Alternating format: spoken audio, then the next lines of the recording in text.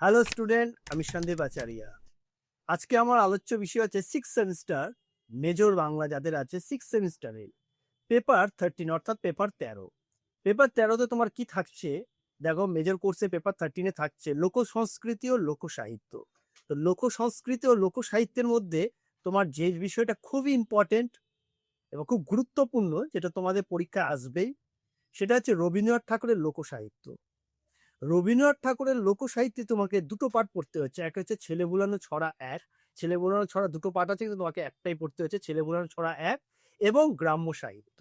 তো ছেলে বুলানো ছড়া এবং গ্রাম্য সাহিত্য থেকে তোমাকে কি পড়তে হবে, অর্থাৎ তুমি কি কি প্রিপারেশন নেবে যাতে তোমার পরীক্ষা একদম 100% সাকসেস হয়। আর তার এই 100% সাকসেসের জন্যই আমি 100% সাজেশন তোমাদের জন্য তৈরি করেছি।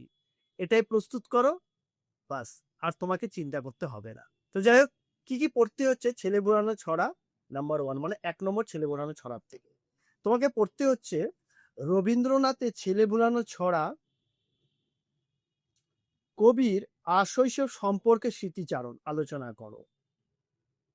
ভেরি ভেরি ইম্পর্টেন্ট, আবার তোমাদের রিপিট করছি যেহেতু খুব ইম্পর্টেন্ট।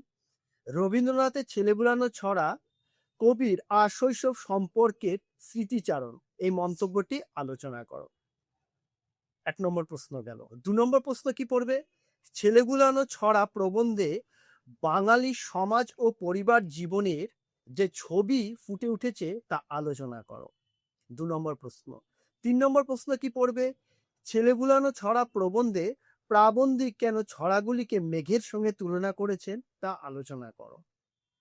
এবং 4 নম্বর প্রশ্ন কি পড়বে? ছেলেগুলানো ছড়া প্রবন্ধটির কাব্য সৌন্দর্যের যে পরিচয় পাওয়া যায় তা আলোচনা করো।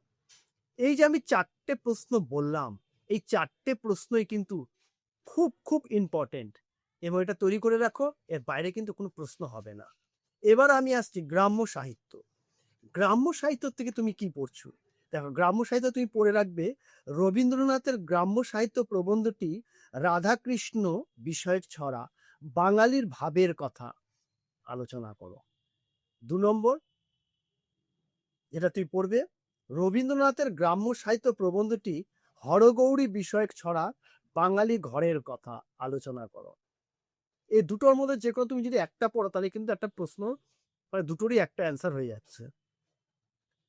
নেক্সট কোশ্চেন যেটা বলছি, রবীন্দ্রনাথের গ্রাম্য সাহিত্য প্রবন্ধটি গ্রামীণ মানুষের মর্মকথা আলোচনা করো।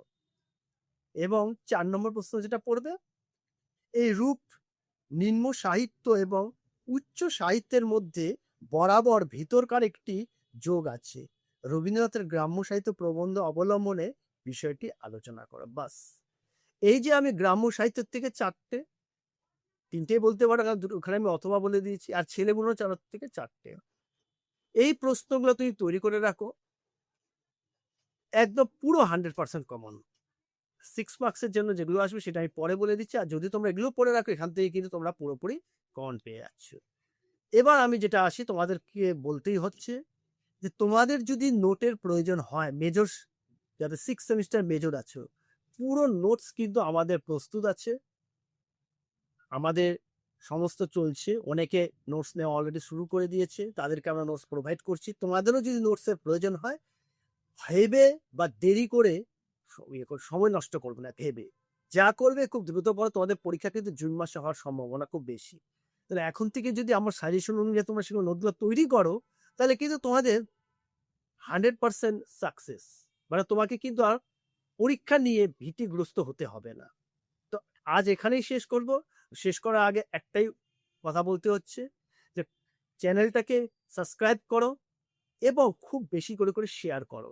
এই কারণে শেয়ার করো যে অনেকে আছে যারা পড়ার সঠিক সুযোগ পায় না। অনেকে আমাকে বলে, স্যার আমরা অনেক দূরে থাকি, যে আমাদের হাতের কাছে কোনো টিচার নেই, একমাত্র আপনার সাজেশন, আপনার নোটস পড়েই আমি ফার্স্ট সেমিস্টার পাস করেছি, সেকেন্ড সেমিস্টার পাস করেছি। তোমরাও যাতে এই চিন্তাধারায় আসো যে আমার শরণাপন্ন হও, দেখো আমি যে নোটসগুলো দিচ্ছি সেগুলো তৈরি করো, পাস করো, মনের মধ্যে কোনো শঙ্কা থাকবে না। তো আজকে এখানেই, পরবর্তী ভিডিওর জন্য অপেক্ষা করো।